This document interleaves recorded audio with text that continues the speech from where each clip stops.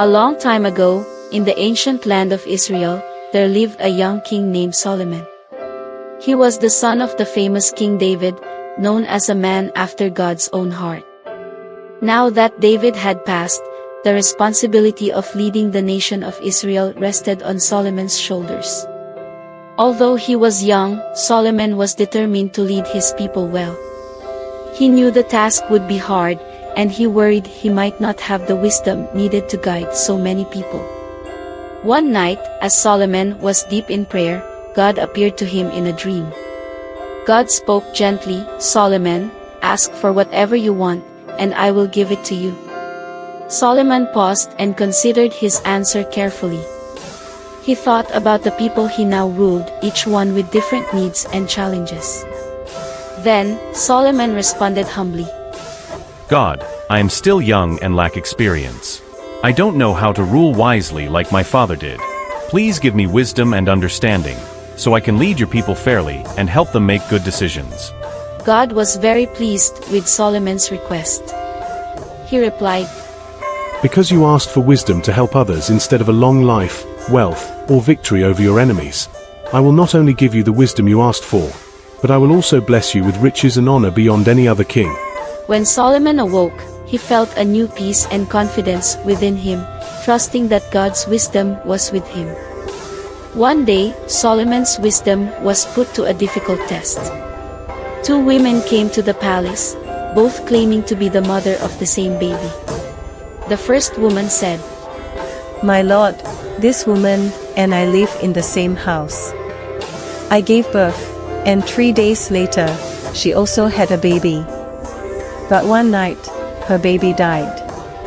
She switched her baby with mine while I was asleep, and now she is saying the living child is hers. The second woman quickly spoke up. No, my lord.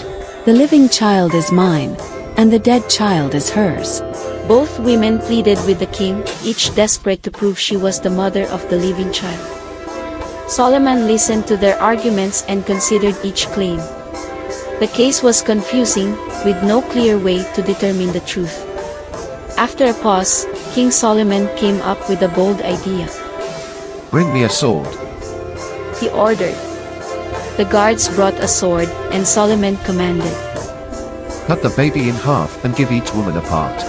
Shock filled the room as everyone looked on in horror.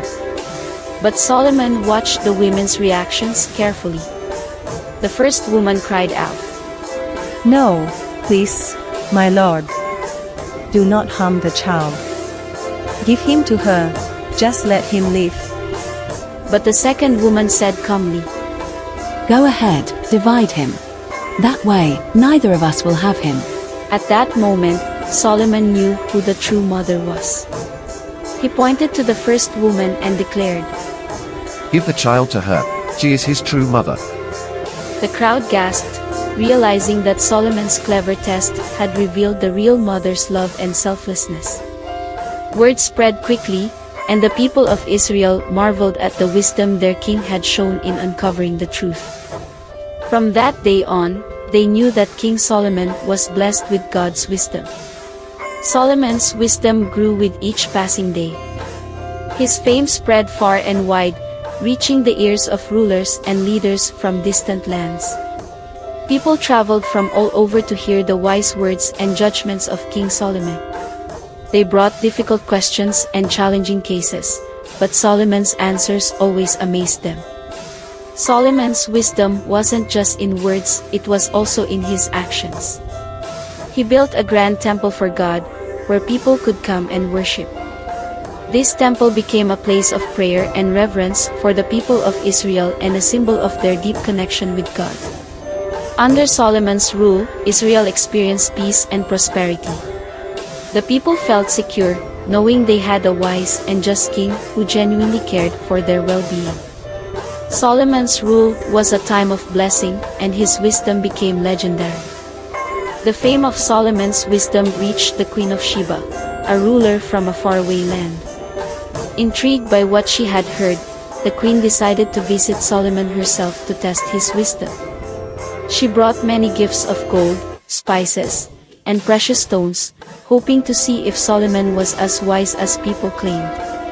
When she arrived, the Queen of Sheba asked Solomon many challenging questions. She tested him with riddles and complex problems, yet Solomon answered each one with ease and insight. Impressed and amazed, the queen said, Everything I heard about your wisdom and wealth is true, and even more. Blessed be the Lord your God, who has set you on the throne of Israel. Your wisdom is a light to your people. Solomon thanked the Queen of Sheba and shared the true source of his wisdom, encouraging her to honor God. The queen returned to her land, sharing stories of King Solomon's wisdom and the blessings of Israel under his rule. Moral lessons. 1. Wisdom is more valuable than wealth. Solomon's choice to ask for wisdom over riches and power teaches us to prioritize wisdom in our lives. When we seek understanding, we gain blessings beyond what we could ask for. 2. God rewards a humble heart. Solomon humbly acknowledged his need for God's guidance, and God rewarded him abundantly. When we come to God with a humble heart, He gives us more than we could ever expect. 3. True wisdom seeks justice and helps others. Solomon used his wisdom to make fair decisions and bring peace to Israel. Real wisdom isn't just knowledge, it's using what we know to make a positive impact on others. If you're inspired by Solomon's story and want to see more stories that teach valuable life lessons, like this video, subscribe and hit the bell icon to stay updated. Share this story with someone you care about, and let's spread wisdom and kindness together. Be wise, be humble, and let's grow in God's wisdom every day. Thanks for watching and God bless you.